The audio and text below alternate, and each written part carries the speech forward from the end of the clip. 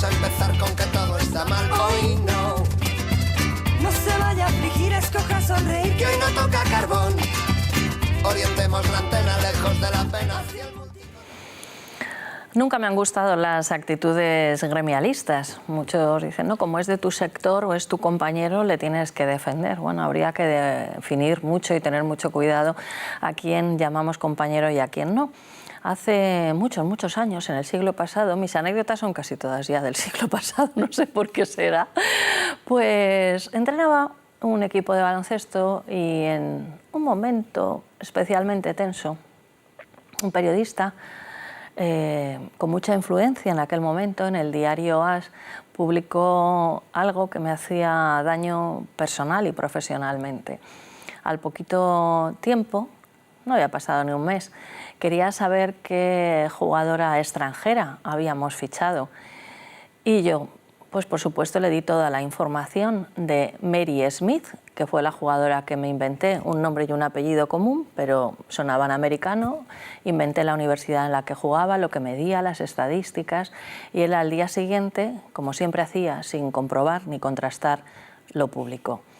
Pues como eso, hay otras muchas situaciones en la vida, así que no solamente para mi gremio, el de periodismo, sino para todos, vamos a acostumbrarnos, yo creo, que a ver otras opiniones, a contrastar y luego a decidir. Artesanía Morales, 65 años de artesanía en el centro histórico de Toledo.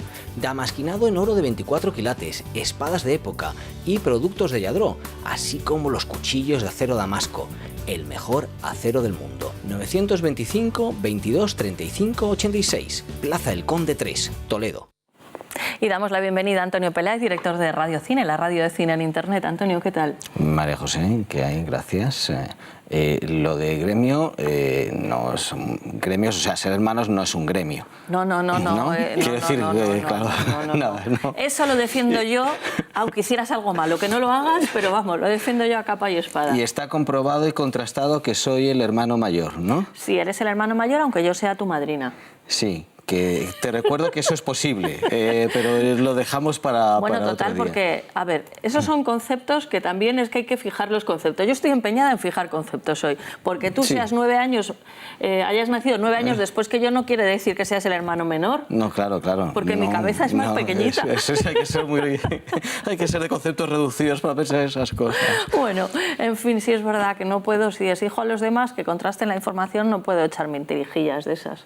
No voy a ser yo quien lleve la contraria, bueno, o sea... Pues yo creo que lo que puedes hacer es ofrecernos el sumario del programa de hoy. Pues sí, porque hoy tenemos, mira, un director de teatro con el que podemos dar la vuelta al mundo, prácticamente es como el Willy Fogg del teatro, ¿sabes? Sí. Sitio donde quieras ir, oye, tal, quiero ir a tal sitio de vacaciones. Bueno, yo he estado allí dirigiendo teatro, yo he estado allí, yo he estado tal, que es, por supuesto, pues nuestro querido Manuel Canseco. Manuel, bienvenido. Muchas gracias. No preguntes de Asia, por favor. Ah, no. De Asia, en Asia no. En Asia no. ¿En España? En España sí. España ya la conocemos casi completa y gran parte de Europa, afortunadamente, e incluso los países iberoamericanos o latinoamericanos, como queramos decirlo, también. Sí, ¿y alguno de estos, algún teatro especial con el que te quedaras? Digo, de Hispanoamérica. He tenido una bonita experiencia dirigiendo el Teatro de la Candelaria en Bogotá. Porque la gente tiene un concepto del teatro, si quieres, mucho más puro que nosotros. Tal vez más arcaico, pero eso también, al ser más primitivo, es más puro. Es entregarse por completo a ello, es casi una religión más que una profesión, ¿no? Y eso gusta mucho, porque cualquier cosa que tú dices son como una antena parabólica, aprovechando que estamos en televisión, sí, donde todo te lo multiplican y aquello se convierte en un gran abanico de posibilidades, ¿no? Desde luego que se puede dirigir en pequeñas, en grandes salas. A ver, no soy directora de teatro, pero tú que has pateado y has vivido tanto Mérida, y además una Mérida que no utilizaba micrófonos entonces los actores, supongo que la primera vez que fueras a ese anfiteatro debiste decir... ¿Es anfiteatro o teatro? Es anfiteatro. Es teatro. Teatro.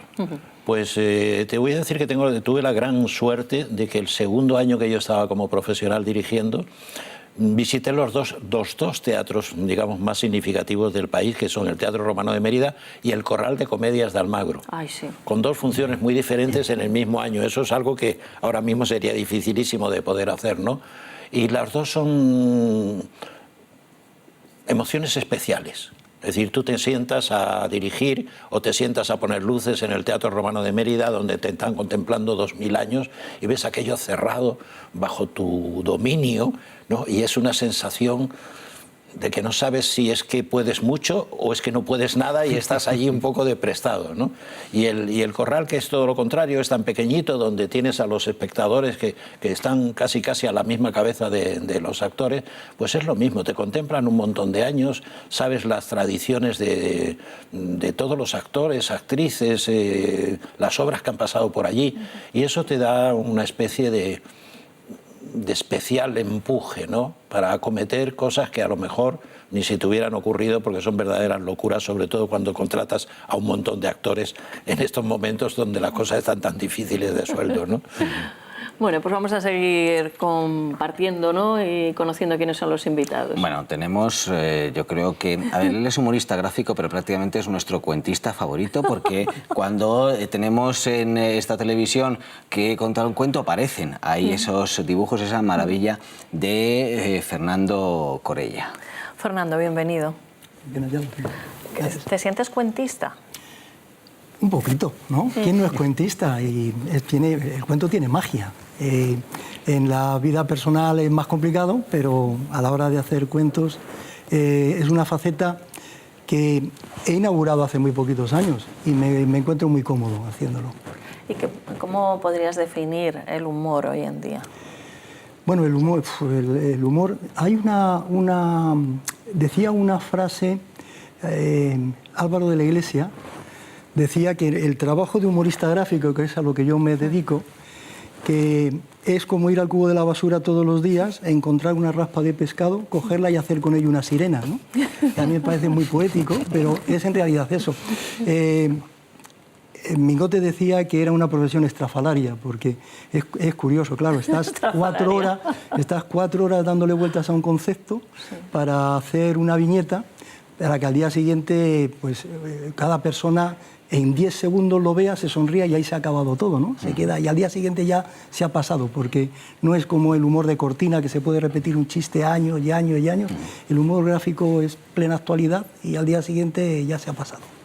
Bueno, no estoy del todo de acuerdo, porque, por ejemplo, tú haces un almanaque recordando todas esas viñetas durante un año y seguro que un repaso de la historia, si cogemos algún almanaque de unos años atrás, nos hará repasar la historia por lo menos con una sonrisa en nuestro rostro, ¿no? Y desdramatizar situaciones que a veces no lo son tanto, pero la presión social, política, hacen que de repente estemos con unos agobios cuando deberíamos estar a lo mejor más preocupados por el recibo de la luz de nuestra casa, ¿no? Sí, seguramente. Fíjate qué curioso. Yo tengo una anécdota maravillosa. Yo conocí a Serafín, que fue un histórico de la Codorniz, quizá uno de los mejores humoristas que ha habido en este país. Yo estoy convencido de que si hubiese nacido en Estados Unidos sería muy, muy conocido y habría terminado millonario, y él terminó en la miseria, terminó muy mal. Y un día estábamos juntos y me dice, él era mucho mayor que yo, me dice, ¿sabes lo que me gustaría que pusiesen en mi lápida cuando muriese? Y digo, ¿qué? Dice, cerrado por defunción. A mí me pareció una genialidad, ¿no? Bueno, Serafín murió en la indigencia y hasta tal punto que no tenían dinero ni para enterrarle. Yo hablé con el Ayuntamiento de San Sebastián de los Reyes y le cedieron un nicho y allí está puesta su caricatura con la frase cerrado por defunción. Serafín Rojo. Bueno, y no sé si nos tenemos que cuadrar o no, ahora nos lo dirá. No sé, pero contamos en este caso también pues con una presencia muy especial y relacionada con Fernando Corella, aunque claro, habrá quien diga, pues cómo encontramos los grados de separación, ¿no?, entre el brigada Miguel Ángel Pérez Rubio y Fernando Corella, y creo que lo encontramos pues si hablamos de su destino, que es el Museo de la Guardia Real. Bienvenido. ¿Qué tal? Muy buenas. Y gracias, porque sé que no es habitual en los platos de televisión ni en las emisoras de radio. Y bueno, lo primero que queremos saber qué es lo que ha estudiado, porque hay muchas pistas en su uniforme, pero no todos los espectadores lo conocen o no todos nosotros. ¿Qué estudió? Bueno, pues básicamente pues los estudios que se solicitan para ingresar en la Academia de Suboficiales y a partir de ahí los cursos específicos de mi especialidad, en este caso que es el arma de ingenieros, transmisiones. Luego, lógicamente, cada uno nos vamos especializando a lo largo de nuestra trayectoria. O sea que los de transmisiones con la tele y con la radio tienen que ver bastante. No nos llevamos mal. ¿No? No nos llevamos mal.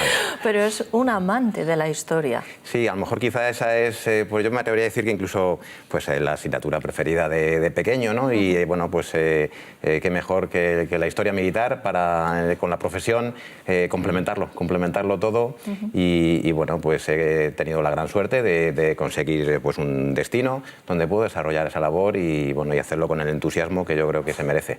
¿El museo lo podemos visitar cualquiera? Sí, efectivamente, el museo es visitable y de hecho pues, para nosotros es un orgullo que vengan a visitarnos. A través de la página web existe pues, el procedimiento para visitarlo, pero vamos, así como resumen, pues abrimos todos los miércoles y luego abrimos un sábado al mes. Entonces, no obstante, pues cada vez más tenemos visitas de colegios, asociaciones, es decir, cualquiera que tenga interés de acercarse al Pardo y de conocer, en definitiva, pues a qué se dedica la Guardia Real. Y luego, por otra parte, pues conocer un poco la historia de la Guardia Real, que la presentamos apoyándonos en la historia de España. Es decir, hacemos un recorrido paralelo y a través de ese recorrido pues presentamos precisamente al visitante la historia de una unidad que cuenta ya con más de 500 años precisamente de recorrido. Y que precisamente ahí viene la historia en común de ustedes. ¿Cómo conoce Corella al Brigada? Pues yo fui fundador de ASUMBE, de la Asociación de Humoristas Españoles, y organizaron una visita precisamente al museo. Y yo, que soy bastante curioso, pues no lo conocía y fui allí.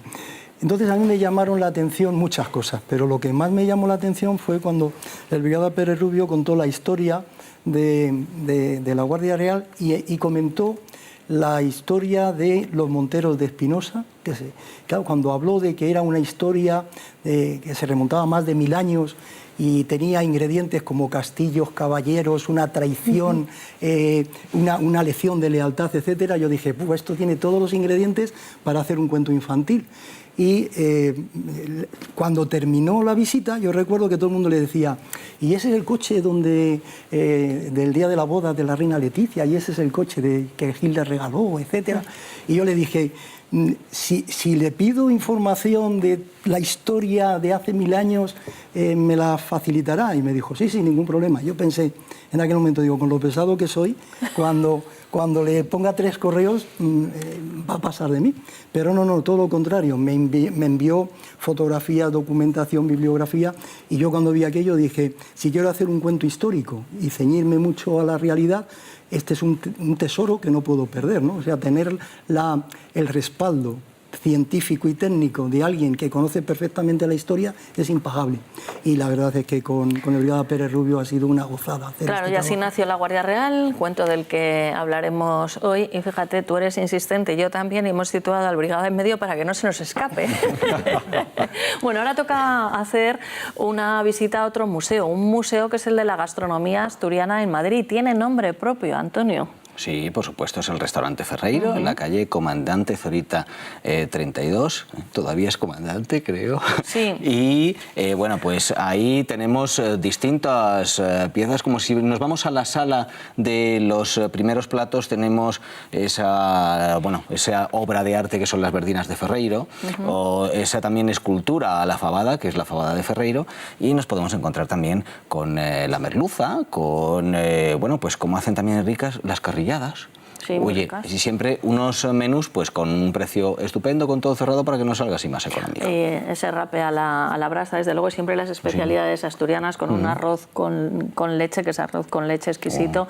El restaurante Ferreiro, como comentaba Antonio, tiene menús especiales también de temporada, verduras, carnes, pescados, mariscos, aparcacoches. También en la carta apta para celíacos tienen un montón de platos y parrillas de carbón. Y bueno, ya que hemos alimentado un poquito nuestro estómago, vamos con nuestro espíritu y con Santiago Alonso, que es poeta, director de teatro, autor teatral, y que está rindiendo un particular homenaje a Rafael de León. De Rafael de León, Encuentro. Me tropecé contigo en primavera, una tarde de sol delgada y fina, y fuiste en mi espalda enredadera y en mi cintura lazo y serpentina. Me diste la blandura de tu cera y yo te di la sal de mi salina. Y navegamos juntos sin bandera por el mar de la rosa y de la espina. Y después, a morir, a ser dos ríos sin adelfas oscuros y vacíos, para la boca torpe de la gente, y por detrás dos lunas, dos espadas, dos cinturas, dos bocas enlazadas y dos arcos de amor de un mismo puente. Si te importa tu salud, para Farmacia Mundo Natural, donde encontrarás los productos recomendados y muchos más. En Madrid, calle Alcalá 129 o Fernando el Católico 2 y en parafarmaciamundonatural.es o llamando al 91 446 0000. Bueno, pues vamos a comenzar con Manuel Canseco, director teatral, y invito también tanto a Fernando Corella como a Albrigada si quieren hacer alguna pregunta. No sé si hacen alguna representación o con los desfiles ya tenemos bastantes. Pues precisamente en el pueblo de Espinosa de los Monteros, sí que hace una representación. Ellos representan esta obra y se sienten muy orgullosos. Además lo hacen pues los actores son pues los del pueblo. Pues si necesitan un buen director de escena, ya sabe que puede hacer un fichaje. Un jubilado. Jubilado. Bueno. Que eso siempre es un grado ya, ¿no? En este país. Yo no te veo nunca jubilado. No. Yo veo así esa visión teatral enseguida, ¿no? Hombre, yo creo que en nuestra profesión, afortunadamente, tenemos hasta el final. Y eso es parte de lo que nos mantiene un poco vivos, activos, y lo de jubilar es un estado civil, digamos así, pero no es el estado mental en el que nos tenemos que mover, ¿no? Entre otras cosas porque si además de eso uno es autónomo en este país, te puedes imaginar que algo más tendrá que hacer si queremos seguir alimentando el cuerpo aparte del espíritu. Si quieres seguir teniendo la autonomía. Bien. Cine, teatro, clases, Manuel Canseco ha hecho prácticamente de todo lo que se puede hacer relacionado con el mundo del arte. Vamos a empezar a conocer, te pedimos ayuda, porque la dirección de escena, vivimos en una sociedad en la que parece que lo que hacen los demás es fácil y si no te bajas un tutorial, ¿no? Un vídeo de esos que hacen así además que se tropiezan y que tienen acentos lejanos. Claro, exacto. Y entonces, no, yo sé dirigir, tengo que dirigir una obra de teatro, me bajo un tutorial y ya me pongo. No, ¿cuáles son los orígenes de la dirección de escena? Bueno, no existen tutoriales, afortunadamente, ¿no? Para esto sí existe intrusismo, bueno, que tampoco es intrusismo, es una profesión absolutamente libre. Yo diría que para empezar hay que empezar a interpretar. Y sea bueno o sea mal intérprete, conocer un poco cuál es el mundo de los actores y por lo tanto cuál es el mundo de los personajes, al mundo al que se puede llegar. Y yo destacaría posiblemente, hay 3 o 4 cosas. Una de ellas es un sentido autocrítico grande. Para una vez que estás dirigiendo, te sientes en la butaca, mires lo que está pasando en el escenario, lo que has conseguido hacer hasta ese momento, y pienses si aquello funciona o no funciona, si va a llegar al público o no, porque en el fondo aquí lo único que hacemos es comunicar, y estamos comunicando con el espectador, a través de unos personajes y a través de unos hechos y unas situaciones, y eso es fundamental. Luego yo pienso que un director, una de las cosas fundamentales que tiene que tener es un ojo clínico bastante grande, es decir, un desarrollado sentido de la observación. Puede ser como una especie de búho que está captando lo que está ocurriendo alrededor tuyo y que alguna vez, casi sin enterarte, vas a poder hacerlo en un personaje. Estás viendo un cojo, estás viendo algo, y el día que tienes que utilizar eso para ponerlo sobre el escenario te va a venir a la mente y va a poder hacerlo. Y luego tienes que tener una gran psicología, porque nuestra profesión lo único que te pide es que no trates a 2 actores de la misma forma. Cada uno tiene un alma distinta, una formación distinta, una mente distinta, una forma de reaccionar, y tienes que meterte dentro de la cabeza de cada una de esas personas para sacar de él el máximo de lo que puedas sacar, que es nuestra misión, coordinar qué es lo que ocurre ahí. Y todavía yo diría algo más, también hay que ser un poco realista, sobre todo cuando estás en una compañía privada y lo que te juegas es tu propio dinero. Entonces, con eso, saber qué es lo que puedes hacer, que nunca sabes si va a llegar al público o no.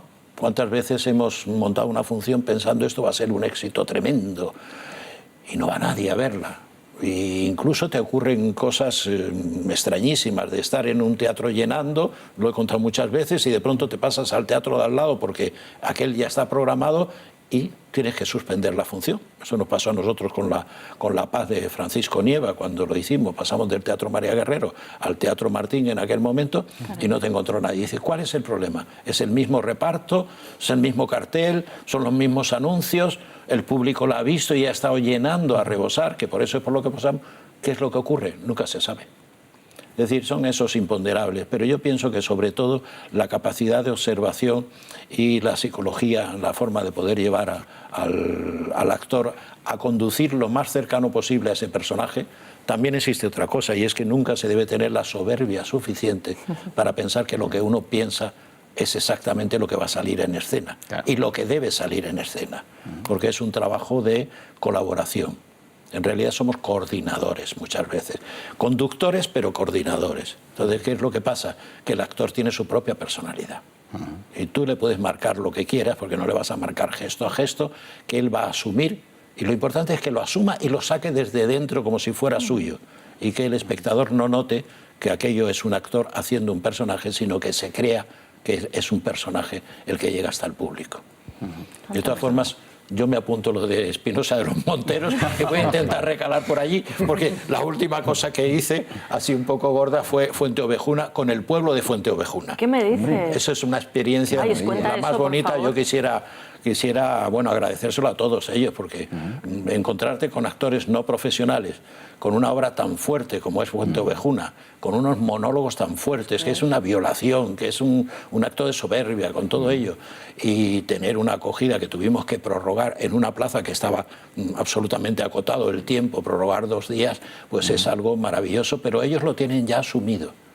Y aunque aquella no fuera la historia real, porque Lope no cuenta la historia real de Fuenteovejuna, pero ellos, es su tradición, y esa tradición en plena plaza con muchísimos condicionantes, es decir, esa vocación maravillosa, porque ya no se puede decir que sean aficionados en absoluto, es decir, son aficionados en cuanto que no son profesionales, pero saben más de Fuenteovejuna que el que llega allí nuevo para poder dirigirlos, ¿no?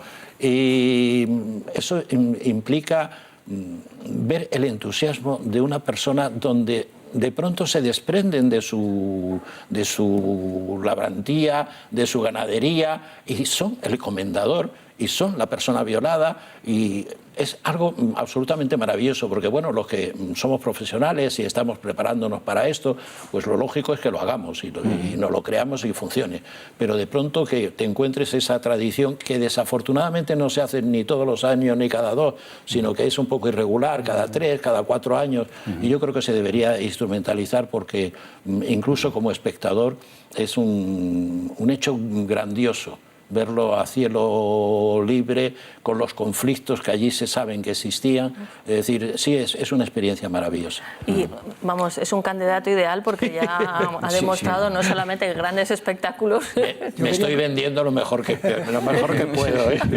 Yo quería comentar que cuando hicimos el cuento de Así nació la Guardia Real, el teniente coronel Galindo y el teniente coronel Crespo me pusieron en contacto con Pilar Martínez, que había sido la alcaldesa de Espinosa de los Monteros, y me presentó también a Javier Fernández, que es el actual alcalde, y nos invitaron a la representación. Ellos hacen la representación de su historia todos los años, y participaron más de 70 personas. Más de 70 personas en un marco incomparable, porque era en la iglesia, en la propia iglesia, hacen un montaje espectacular. Y yo veo positivo eso por muchísimas cosas, pero sobre todo porque los niños pequeñitos conocen su historia perfectísimamente, porque es que se saben los diálogos, todo el mundo se sabe los diálogos y se sabe la historia, los personajes, cómo funciona aquello, por qué tuvo el alcance que tuvo. Claro, hay que pensar que esa historia ha sido también quien les dio nombre, porque el pueblo de Espinosa de los Monteros se llamaba Espinosa y luego pasó a ser Espinosa de los Monteros por la historia esta, ¿no?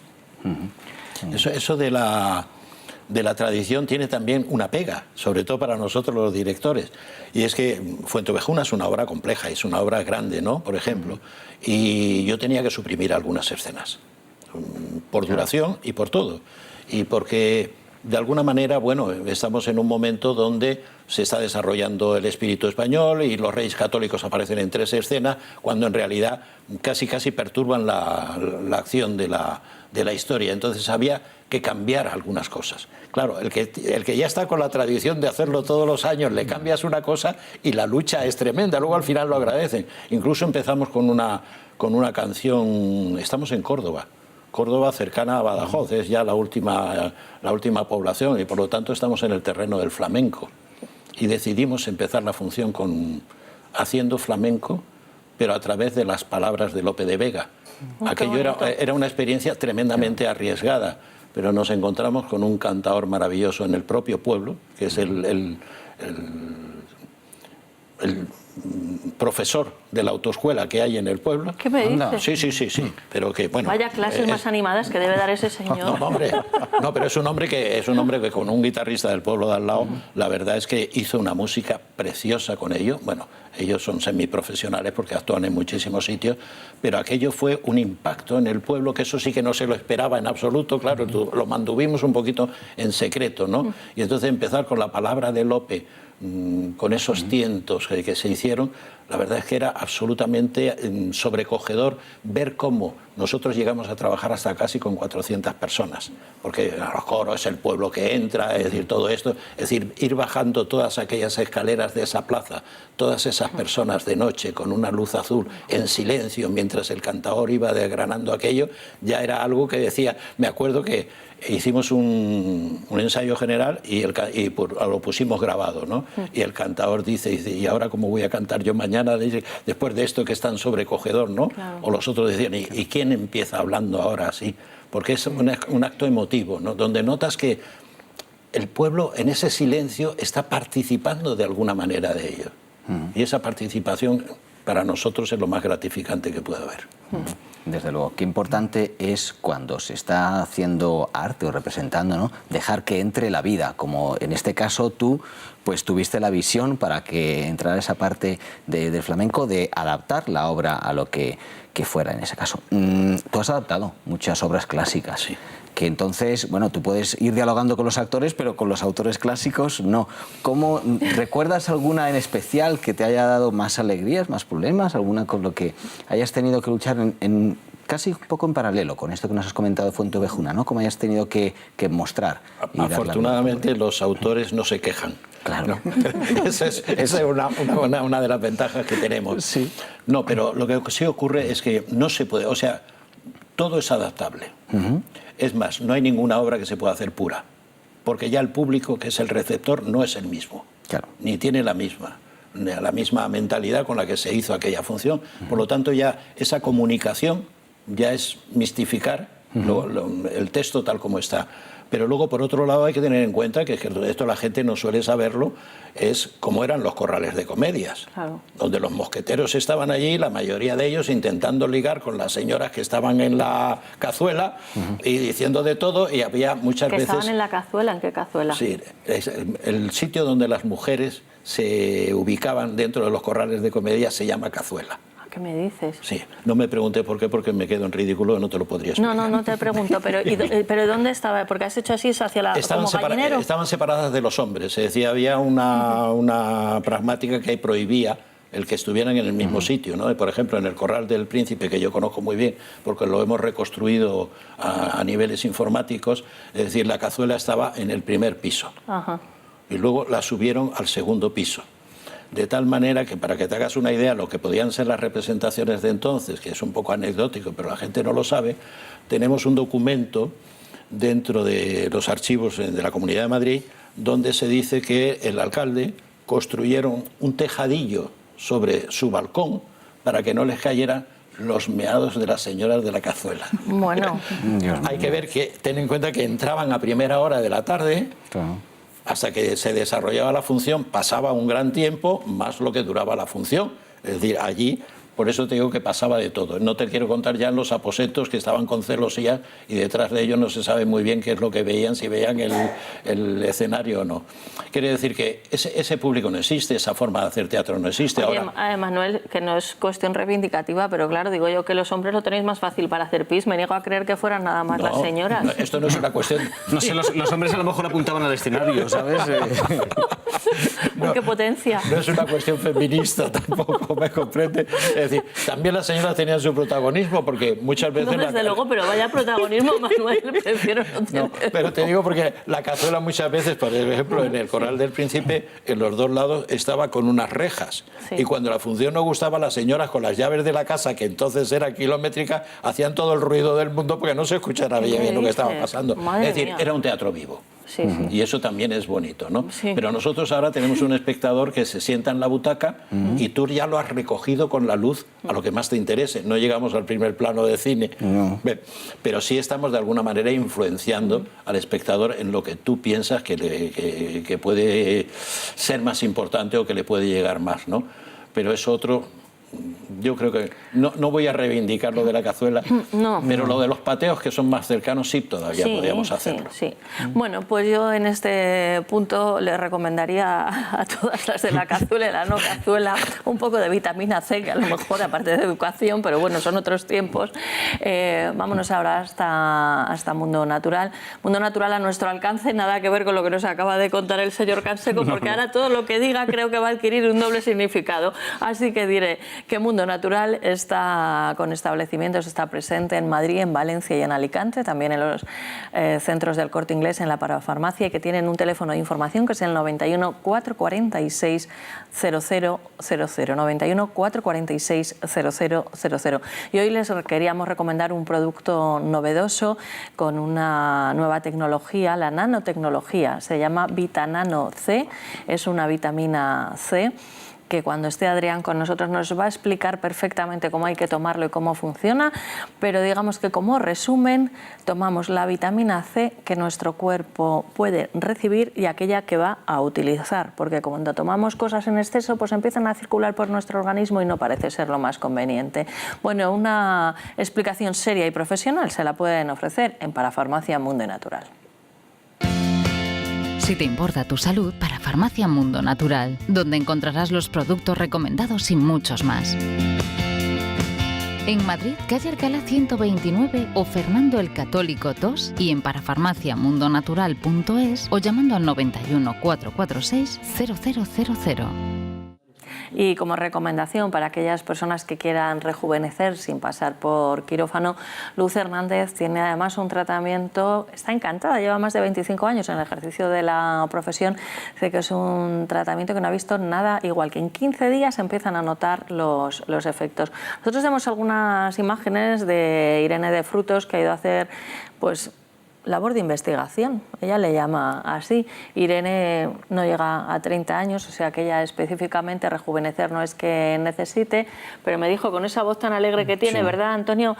María José, con tanto maquillaje en la tele tengo que preparar mi piel. Claro, Irene, perdóname que te imite, pero claro, mira, allá que se fue y bueno, tú también has estado, yo creo que sí, aquí... yo antes era el hermano mayor y después del rejuvenecimiento ahora soy el menor, ¿no? Vale, lo acepto.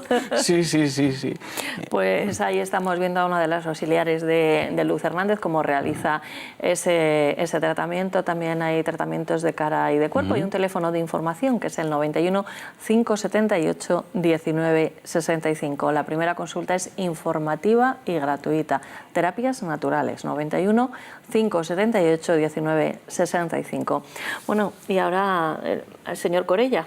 Hombre, tenemos a Fernando Corella, que es un humorista gráfico ya premiado en su momento. Yo creo que tienes una relación especial con Antonio Mingote, ¿no? Yo, claro, hablo de los Antonios porque de toda la vida lo he seguido. Él te dio un jurado presidido por él, te premió, hiciste un libro, también homenaje a Mingote, ¿no? Era como una referencia. Eso fue... yo tuve la gran suerte de que un jurado presidido por Antonio Mingote me diese el primer premio del Campeonato de España en una de las secciones, que era la sección política.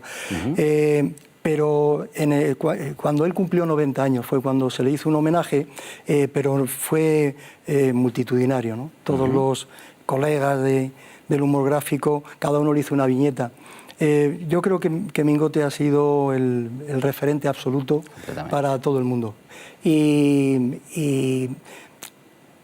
hacer una viñeta puede ser complicado. Hacer una viñeta diaria en un medio de tirada nacional durante casi 55 o 60 años es una barbaridad, que eso no, es dificilísimo imaginarlo. Y además con la calidad que tanto en cuanto al dibujo como al texto, como al comentario.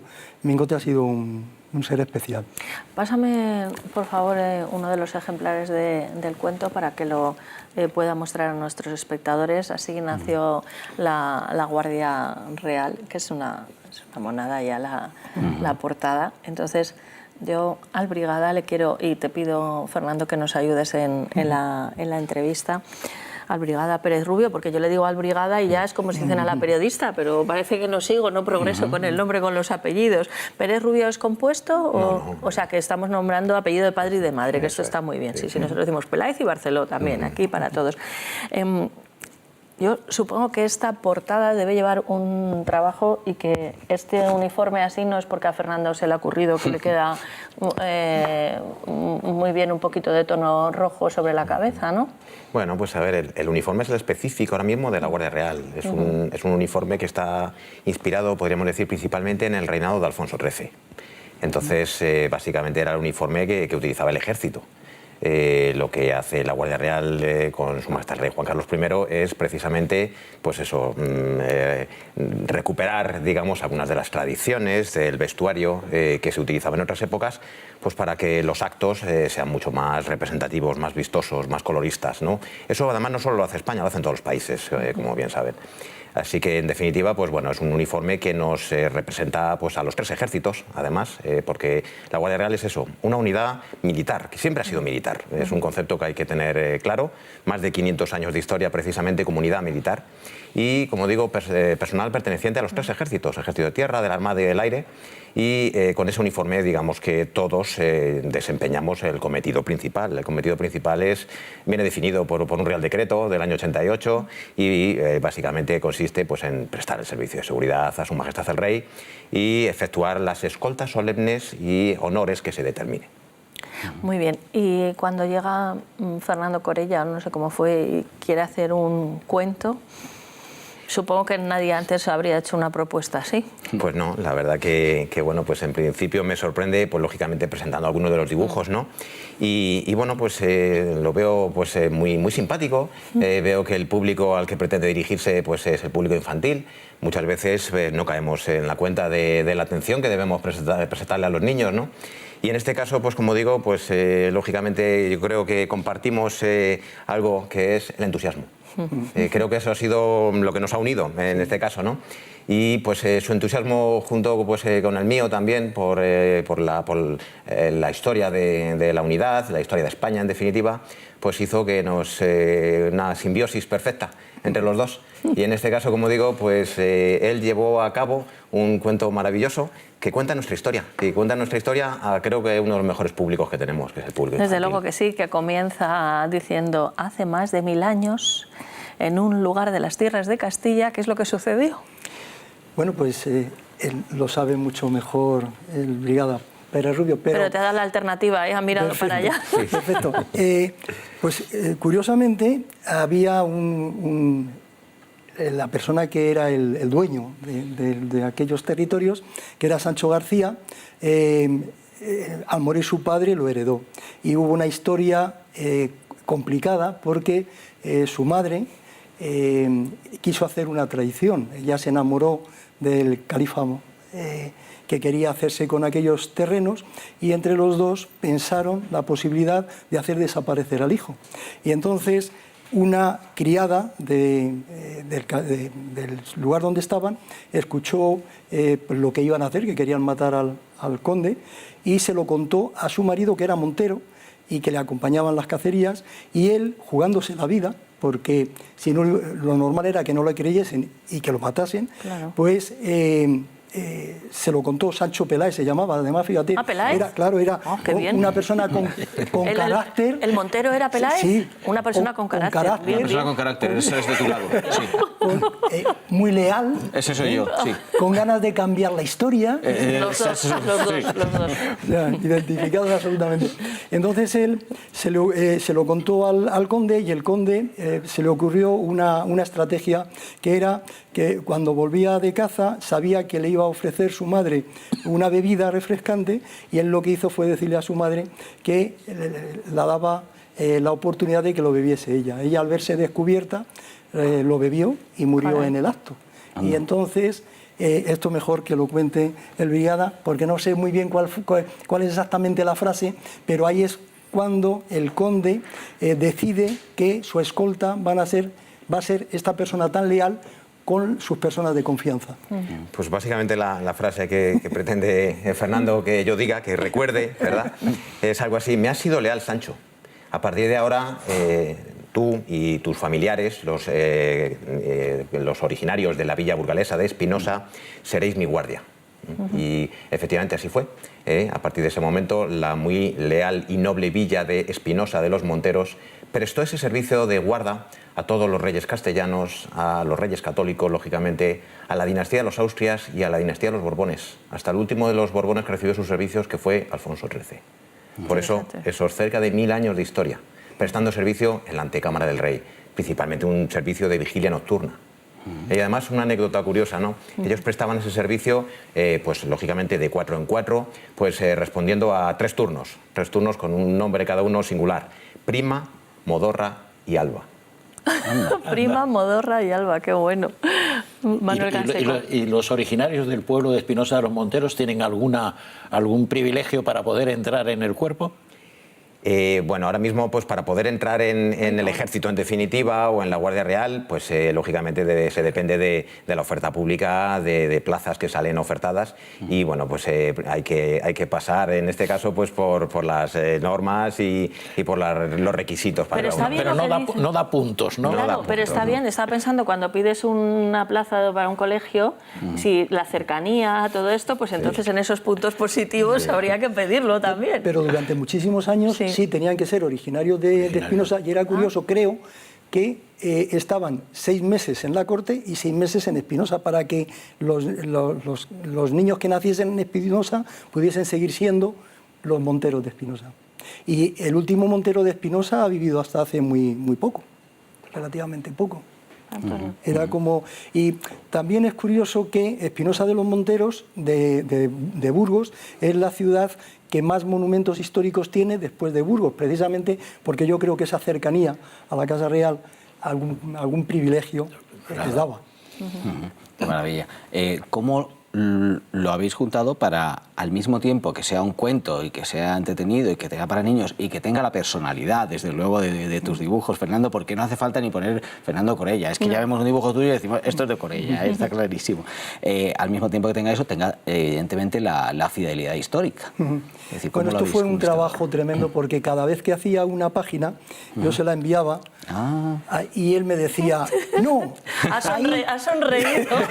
Bueno, rotulado rojo.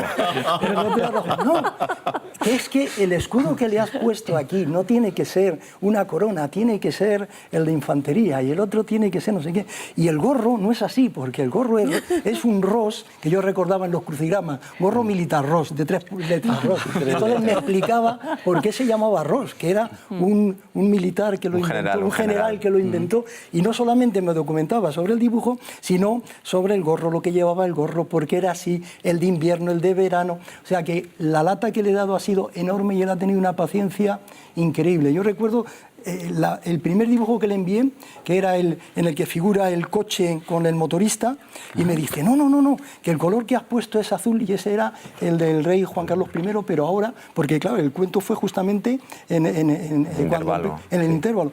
Entonces me dijo, no, tiene que ser color carmesí, me parece.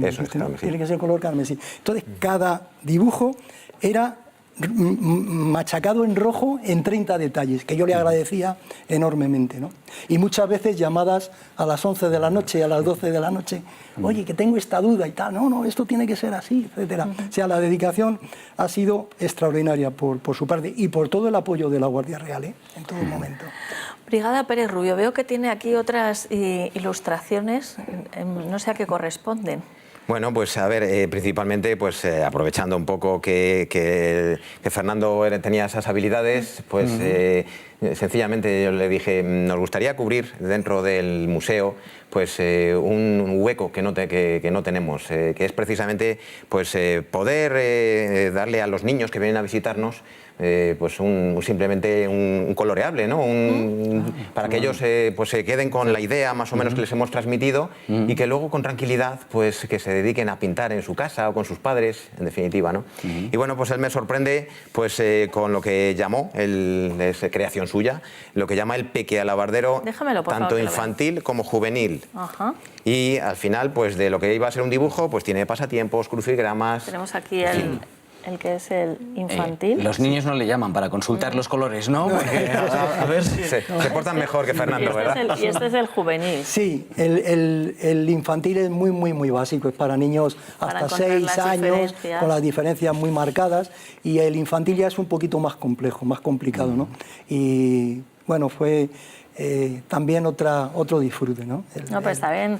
Hombre, el básico, no te creas, que este que dice que es infantil pone 3 banderas, dice los países tienen una guardia real. Estos son el Vaticano, Inglaterra y España. ¿Sabes cuál es el español? Bueno, pues no te creas tú que es tan básico, igual más de uno metía la pata. Está bien, es curioso. Entonces, cuando se va a visitar el museo... Sí, se lo damos a los niños pequeños. Sí. Si algún niño grande nos lo pide, pues bueno, pues también a lo mejor podemos dárselo, ¿no? Pero bueno, pues la idea es esa, simplemente pues que tengan un pequeño detalle, un pequeño recuerdo y que nos conozcan, pues porque es fundamental que los niños pues sepan que las Fuerzas Armadas, que el Ejército, que la Guardia Real, pues que son parte de la sociedad, que estamos para prestar servicio a España, en definitiva. Yo, desde luego, agradezco que me invitasteis a hacer la presentación del cuento que lo hicimos en el Mirasierra Suites Eurostar. Por cierto, saludos a Norberto León, aprovechamos al director, que es maravilloso y siempre nos trata estupendamente bien. Magnífica persona. Y bueno, pues trajeron muchos uniformes, era un domingo por la mañana, yo cuando iba por allá, creo que eran como las 12 del mediodía, y yo decía, pero claro, me lo había pedido Fernando Corella, digo, pues nada, estaremos Fernando Corella, algún representante de la Guardia Real y poco más. Estaba la sala abarrotada, había un montón de niños y estaban entretenidísimos con los uniformes y con todo lo que allí se hablaba. Para mí es de esas experiencias de verdad sumamente sorprendentes. Fue muy bonito. ¿Verdad? Los críos sí, como atendían. Fue muy bonito. Y con el tema de los pasatiempos, es que es curioso cómo un niño, buscando 7 diferencias, está asimilando una información que si se la explicas o si la tiene que leer es muy complejo. Y sin embargo, con un crucigrama, con algo básico como ir buscando letras, etcétera, se le van quedando algunos conceptos muy básicos, pero para despertarles la curiosidad y el interés. Por supuesto que sí. Bueno, pues nosotros ahora les recomendamos Mundo Natural, un mundo natural a su alcance. Son parafarmacias que pueden encontrar en Madrid, en Valencia o en Alicante. Los productos que tienen la garantía de Mundo Natural los encuentran también en las parafarmacias del Corte Inglés. Y hoy les estamos recomendando una vitamina C, pero no una vitamina C cualquiera, Vitanano C. Este es el nombre del producto de Mundo Natural que ha lanzado recientemente con la nanotecnología, esas pequeñitas cápsulas que nos aportan realmente la cantidad de vitamina C que necesitamos. Tienen más información y pueden hacer pedidos llamando al 91 446 0000, 91 446 0000. Si te importa tu salud, para Farmacia Mundo Natural, donde encontrarás los productos recomendados y muchos más. En Madrid, calle Alcalá 129 o Fernando el Católico 2 y en parafarmaciamundonatural.es o llamando al 91 446 0000. ¿Sabía usted que unos pies con problemas pueden paralizar nuestro ritmo de vida? Le proponemos una solución indolora, con una mínima incisión y con anestesia local aplicando las técnicas más avanzadas en cirugía del pie. Clínica Jiménez, calle Alcalá 378. Diagnóstico gratuito. 91 367 0071. Centro reconocido y autorizado por la Consejería de Salud y la Comunidad Económica Europea. 91 367 0071. Bueno, estábamos cogiéndole... Sí, todos los folletos, estamos haciendo aquí toda la información, eso también lo tenemos en común, somos leales, queremos cambiar la historia y queremos cogernos todos los folletos. Esto exactamente que estamos mostrando ahora a cámara, Bueno, ¿qué pues, es? Efectivamente, ese es el tríptico, ¿no? En definitiva, de lo que, Ahí de lo lo que pongo se ahí. presenta en la colección museográfica, que es la denominación que tiene de la Guardia Real. Museo de la Guardia Real, y en este caso pues lo que se representa ahí es una coraza en un lateral, y luego pues veríamos también lo que son pues una especie de composición, ¿no? Donde hemos pretendido pues incorporar cada uno de los objetos de cada una de las dinastías. Que son estos que tengo Eso aquí, es, ¿no? es un morrión de la época de los Austrias, una banda de los guardias de corps de los primeros Borbones, de Felipe V, y luego pues un rosa actual junto con una alabarda, también uno de los símbolos característicos de la unidad. Bueno, pero aquí tengo unas motos que... Madre mía. Bueno, pues el Pura museo, historia, ¿no? efectivamente, no solo pues conserva y exponemos lo que es los fondos propios de historia de la Guardia Real, sino que además pues tiene una importante colección de vehículos históricos que han pertenecido a la Jefatura del Estado desde el año 1938. Vehículos singulares, entre otros, por ejemplo, lógicamente, el Rolls Royce Phantom 4, que es el que se ha utilizado tanto en las proclamaciones de los reyes como en la boda, y pues se utiliza también en los actos más importantes de Estado. O sea, que están en el museo, pero luego pueden salir del museo. Efectivamente. Es como si hiciera el museo de garaje ahí. Eso es, o sea, es una forma de exponerlo. En vez de que esté simplemente en un garaje custodiado, pues el resto de días, pues para que cualquiera que venga a visitarnos, pues pueda contemplarlos. Entiendo que lleva toda una labor de mantenimiento, ¿no? Pues aunque el museo tenga sus días y sus horarios de apertura, pero que la labor es prácticamente diaria. Sí, de hecho, bueno, pues los vehículos lógicamente tienen un mantenimiento programado, establecido, y pues sí que puede suceder en alguna ocasión que venga alguien a visitarnos para ver un vehículo específico que le ha llamado la atención, y ese día en concreto pues está en el taller, así que bueno. Pero bueno, yo creo que el Brigada igual lo puede tener en miniatura, ¿no? Bueno, pues No, es que me han chivado que es un miniaturista, por lo visto excepcional, que ha ganado premios y todo. Bueno, eso Voy a hablar yo, voy a hablar yo.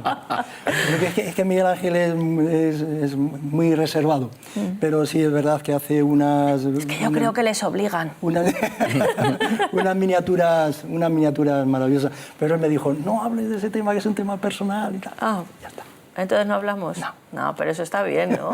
Era de tener colección, ¿no? Sí, es un... ¿Tú coleccionas alguna, aparte de las viñetas, tienes alguna colección o no? Yo tengo una colección maravillosa, única. Tengo en mi casa, en una pared entera, tengo 55 viñetas de todos los humoristas de referencia, que yo creo que eso no lo tiene casi nadie. Ostras, eso sí que es un museo. Es un museo, Desde absolutamente. luego. Además, muy curioso, porque es sobre un tema y cada uno ha dado su visión de ese tema.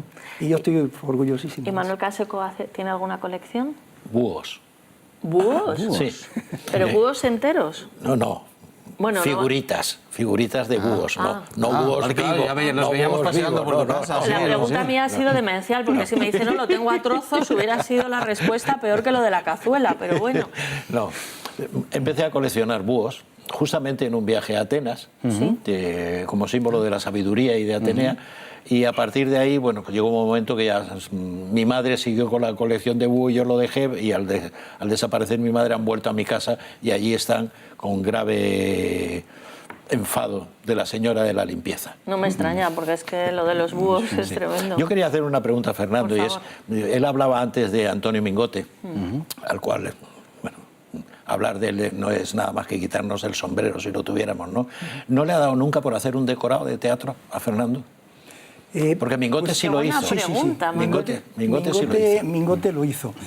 Yo tengo que reconocer que no hace ni 2 años me propusieron hacer el decorado de Atraco a las 3, que lo querían teatralizar. Vi la película ya la había visto antes, pero me quise documentar, me pareció un reto enorme, enorme y muy bonito. No lo descarto, pero tendría muchísimo respeto, porque yo recuerdo que mi padre me hablaba que él había estado como figurante en un tenorio que hizo los decorados Dalí. Sí. Y a mí me comentaba cómo era aquello y me pareció maravilloso. O sea, el proceso creativo, porque luego creo recordar que algunos dibujos los vi en Almagro precisamente, en el museo del teatro. Creo que hay algunos dibujos de aquella representación de Dalí. Claro, pues era una cosa que hasta aquel momento no se había visto. Por ejemplo, en el cuadro del escultor, pues por lo visto salían personajes con huesos, arrastrando huesos gigantescos, y había mucha gente que no lo entendía. Era en aquella época, creo que incluso tuvo más de un pataleo, ¿has dicho? Pateo, más de un pateo. O sea, la genialidad de Dalí no se entendió, no se podía entender. Y por eso digo que a mí me daría muchísimo respeto. Si al final alguna vez algo... Ahora también es verdad que los medios es mucho más fácil hacerlo que antiguamente. O sea, porque ahora tú puedes hacer un decorado en pequeño y multiplicarlo sin mucho esfuerzo. Pero antes había que hacerlo, Antes había que hacerlo. Y ahora también, porque yo puedo hacer una solemne porquería en pequeño y cuando la grande será pues una solemne porquería agrandada. Así que, hombre, bueno, siempre puedes hacer lo que Giacometti con Beckett, ¿no? Que él hizo un árbol para Esperando a Godot y era un árbol, el escenario, un árbol muy de Giacometti. Claro que luego no volvió a hacer nada más. No, porque aquello era insuperable. Y era más bien para esa obra en concreto, pero oye... Bueno, pues nos tenemos que ir despidiendo, agradeciendo, por supuesto, la presencia de Manuel Canseco. Te esperamos. Gracias a vosotros. Asiduamente. Hombre, si es tan agradable como esta tarde, me tienes aquí. Siempre que tus viajes te lo permitan, y un montón de obras y cosas que tiene ahí en pensamiento, por supuesto que sí. A Fernando Corella, como Muchas siempre, gracias. que ya sabes que estás presente con nosotros en muchísimos espacios. Y bueno, y lo último, al Brigada Miguel Ángel Pérez Rubio. ¿Se ha sentido a gusto? Por supuesto. Bien. ¿Volvería? Sí, claro, faltaría más. Bueno, pues quiero que le recuerde ahora a los espectadores cuándo se puede visitar el Museo de la Guardia Real. Sí, bueno, pues principalmente se puede visitar los miércoles a las 12 y luego un sábado al mes. No obstante, la mejor referencia para poder consultar esas visitas es la página web de la Guardia Real. Ahí está toda la información disponible, actualizada, y a través de esos contactos pues estaremos encantados de atenderles. Y yo quería también aconsejar que los que no lo hayan visto, que vean el cambio de guardia, creo que son los miércoles. Los miércoles en el Palacio Real. A ver, es todos los miércoles y todos los sábados por la mañana. Vale. Pero se hace un relevo solemne de mayor envergadura el primer miércoles de cada mes. Bien. Fernando, ¿y el cuento dónde se puede conseguir? Pues precisamente en la tienda del Palacio Real, por ejemplo, también en el Palacio en la tienda del Palacio de la Granja, en el Escorial, en el Pardo, en el Palacio del Pardo. Y creo ¿De palacio en palacio? Sí, De palacio somos en palacio. Bueno, Antonio, lo hemos pasado fenomenal, ¿verdad? Estupendamente. Hemos conocido a las mujeres de Canseco que lo que hacían era que cogían las llaves y entonces protestaban dándole a las barras, ¿vale? Las mujeres de Canseco, dicho así. No, bueno, tampoco vas desencaminado. Vas desencaminado. Bueno, nosotros nos vamos ya deseándoles a todos ustedes que sean muy, pero que muy malos, porque dicen los que entienden de esto que es divertidísimo.